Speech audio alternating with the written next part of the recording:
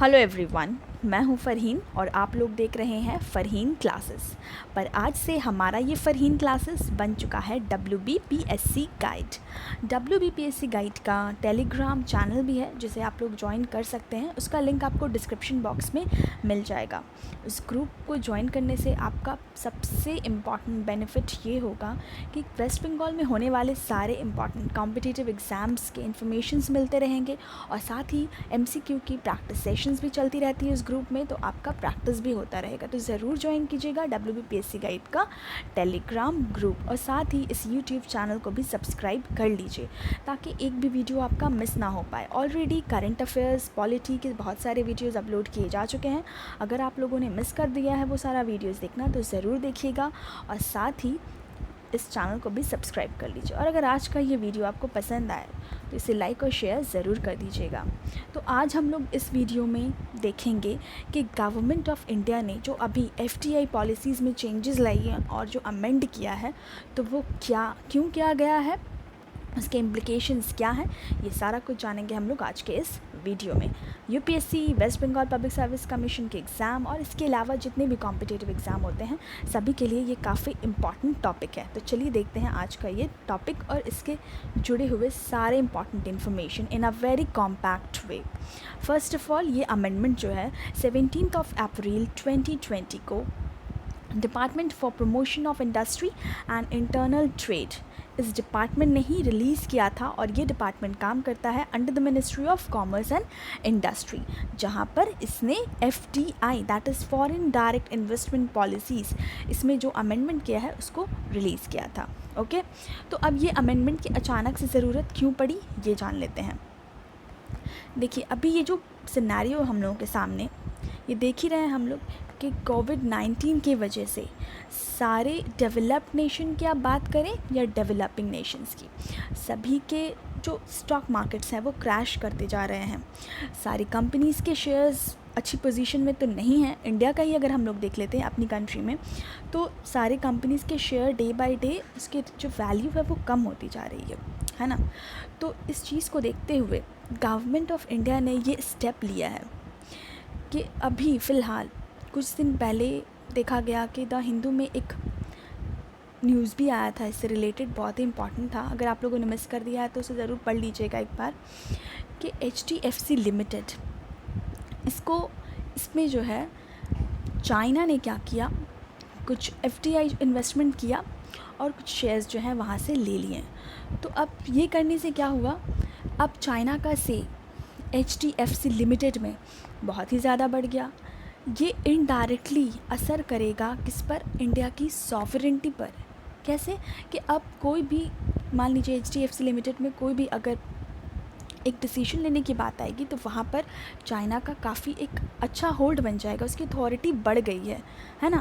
तो इस चीज़ को रोकने के लिए कि ऐसा सिचुएशन है जहाँ पर कंपनी के शेयर्स की वैल्यू घटती जा रही है दिन ब दिन और वहाँ चाइना जो काफ़ी अच्छी पोजीशन में है अभी, वो आकर के हमारी कंपनीज़ के शेयर्स को अगर इस तरह से लेता जाए तो उसकी तो अच्छी होल्ड बन जाएगी और हमारे सॉवरेंटी को इनडायरेक्टली काफ़ी हार्म कर सकता है ये बात, ठीक है। तो इसी वजह से ही ये अमेंडमेंट किया गया ताकि ये अपॉर्चुनिस्टिक टेक ओवर्स जो है, ठीक है, ये वर्ड जो है मेंशन किया गया है ऑफिशियल नोटिफिकेशन में कि अपॉर्चुनिस्टिक टेक ओवर्स को रोका जा सके, कर्ब किया जा सके। इसी वजह से due to this current pandemic ये डिसीजन लेना पड़ा मिनिस्ट्री को और गवर्नमेंट ऑफ इंडिया ने FDI पॉलिसीज़ में चेंजेस ला दिया, ठीक है। सो अब देख लेते हैं, इंडिया में 2 रूट्स हैं FDI यानी कि फॉरेन डायरेक्ट इन्वेस्टमेंट के। पहला क्या है, पहला रूट है ऑटोमेटिक रूट, जहाँ पर किसी भी तरह की अप्रूवल की ज़रूरत नहीं पड़ती है सेंट्रल गवर्नमेंट की, और दूसरा है गवर्नमेंट रूट, जहाँ पर आपको इन्वेस्ट करने से पहले गवर्नमेंट का परमिशन लेना होता है। तो ये 2 तरह के रूट्स हैं इंडिया में फॉर FDI।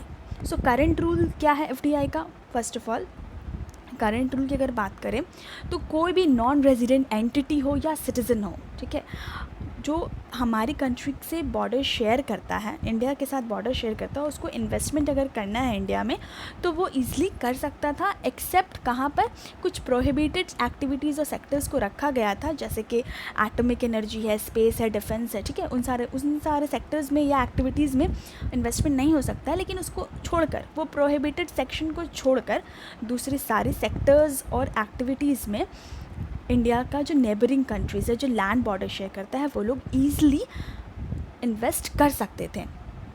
ओके, यहाँ पर एक एक्सेप्शन था कि बांग्लादेश और पाकिस्तान, ये दो नेबरिंग कंट्री जो हैं, इनको गवर्नमेंट का परमिशन लेना होता था सारे जगह, किसी भी कोई भी सेक्टर में इन्वेस्ट करने से पहले। ये है हमारा करंट रूल। अब चेंज, ये जो नया अमेंडमेंट आया, इसके बाद अब क्या हो जाएगा, अब कोई भी नॉन रेजिडेंट एंटिटी अगर चाहे इंडिया में इन्वेस्ट करना तो उसे क्या करना होगा, उन्हें वो जो प्रोहिबिटेड एरिया है उसको तो छोड़ ही दीजिए, वो उसमें तो कोई इन्वेस्ट नहीं कर सकता, उसके अलावा दूसरे सारे सेक्टर्स में भी इन्वेस्ट करने से पहले गवर्नमेंट ऑफ इंडिया का परमिशन लेना कंपलसरी हो गया, ये एक मैंडेटरी हो गया है। ठीक है, तो ये है नया रूल FDI का। अब ये न्यू रूल जो है एप्लीकेबल है कौन कौन से नेबरहुड कंट्री के लिए, जो भी नेबरहुड कंट्री इंडिया के साथ लैंड बॉर्डर शेयर कर रहा है, कॉमन लैंड बॉर्डर, उनके ऊपर ही ये नया रूल जो है एप्लीकेबल है। तो हमारा नेबरिंग कंट्री कौन कौन से हम लोग जानते हैं, ये बांग्लादेश है, चाइना है, पाकिस्तान, नेपाल, म्यांमार, भूटान, अफ़गानिस्तान। तो इनमें से पाकिस्तान और बांग्लादेश के लिए तो पहले से ही ये रूल था कि वो लोग डायरेक्टली नहीं कर पाते थे इन्वेस्ट। तो अभी मेन आप उन दूसरे सारे नेबरहुड कंट्रीज़ को छोड़ दीजिए, तो सबसे जो अभी अच्छी पोजीशन में है वो है चाइना, जो डायरेक्टली आकर इंडिया में इन्वेस्ट कर सकता है, जिसकी मिसाल मैंने पहले ही दे दी, एग्जाम्पल दिया मैंने। ठीक है, तो इसीलिए इसी चीज़ को मेनली चाइना को ही रोकने के लिए ही इस नई पॉलिसी को लाया गया, ये न्यू रूल्स को लाया गया है अमेंड करके। ओके, इसका इम्प्लिकेशन क्या होगा, ये नई रूल और ये नई पॉलिसी का जो अमेंडेड FDI पॉलिसीज़ है, उसका इम्प्लिकेशन क्या है। मेनली ये टारगेट कर रहा है, जैसे कि मैंने कहा, चाइनीज़ कंपनीज़ को। ओके, तो जैसे ही ये लॉकडाउन जो स्टार्ट हुआ वर्ल्ड में, हम लोग देख रहे हैं दुनिया में हर जगह ये लॉकडाउन का जो सिचुएशन है ये सामने आया, सभी लोग लॉकडाउन कर रहे हैं। हमारे भी इंडिया में अब तक लॉकडाउन चल ही रहा है, एक्सटेंड हुआ है इवन 3 मई तक के लिए।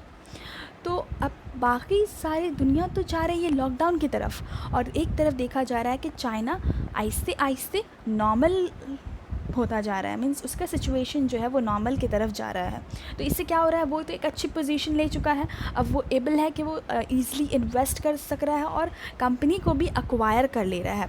तो इसी वजह से ये अमेंडमेंट लाया गया ताकि स्पेशली चाइनीज़ कंपनीज़ को कर्ब किया जा सके, रोका जा सके, ताकि वो इस सिचुएशन का गलत फ़ायदा ना उठाए और इंडियन कंपनीज़ को नुकसान ना पहुंचा सके। तो मेनली इंडियन कंपनीज़ काफ़ी सेफ़ जोन में आ जा रही है after this amendment to the FDI policies.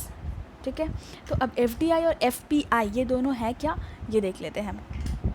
FDI 10, ये हम लोग पहले देख लेंगे FPI के बारे में कि FPI क्या है। कोई भी फॉरेन एंटिटी, ठीक है, कोई भी एंटिटी या कोई सिटीज़न अगर चाह रहा है, नॉन रेजिडेंट अगर चाहता है कि इंडिया में इन्वेस्ट कर रहा है, लेकिन उसका जो शेयर है वो विदिन 10% है। ओके, अगर विदिन 10% है किसी कंपनी में तो वो हो जाएगा FPI, यानी कि फॉरेन पोर्टफोलियो इन्वेस्टमेंट। और अगर यही इन्वेस्टमेंट अगर बढ़ जाता है 10% से ज़्यादा तो वो बन जाएगा FDI, that is foreign direct investment, जहाँ पर वो कंट्रोल कर पाएगा उस कंपनी को। ठीक है, इन्वेस्टर जो है कंपनी को कंट्रोल करने का उसको अथॉरिटी मिल जाएगा अगर 10% से ज़्यादा इन्वेस्टमेंट हो रहा है। तो मेन डिफरेंस जो है ये FDI और FPI का, ये जानकर रखिए, काफ़ी इंपॉर्टेंट है। एग्ज़ाम में भी आपको इकोनॉमी के MCQs में भी पूछा जा सकता है, तो ये कंसेप्ट क्लियर रहना बहुत ज़रूरी है कि मेन डिफरेंस क्या है FDI और FPI के बीच में। रियल डिफरेंस ये है कि FDI क्या है, मेनली उस कंपनी को जो इन्वेस्ट कर रही है उसको, इन्वेस्टर को मेनली कंट्रोलिंग पावर दे देता है, एक अथॉरिटी देता है। लेकिन FPI को सिर्फ और सिर्फ अपने प्रॉफिट से मतलब है, उसने जो इन्वेस्ट किया उसके शेयर्स के बदल में उसे कितना प्रॉफिट मिल रहा है, बस उसको उसी चीज़ से ही मतलब रहता है।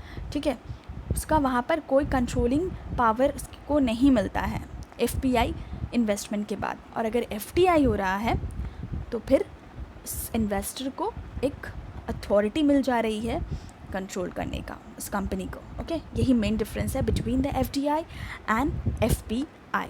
सो ये था important information related to this new amendment जो आया है हमारे इंडिया के FDI पॉलिसी में। ठीक है, तो अगर आपको ये वीडियो पसंद आए तो इसे ज़रूर लाइक और शेयर कीजिएगा, और साथ ही WBPSC गाइड जो है फरहीन क्लासेस ही लेकिन अब बन चुका है WBPSC गाइड, इसे ज़रूर सब्सक्राइब कर लीजिए और साथ ही टेलीग्राम ग्रुप को भी ज्वाइन कर लीजिए। So thank you for watching this video.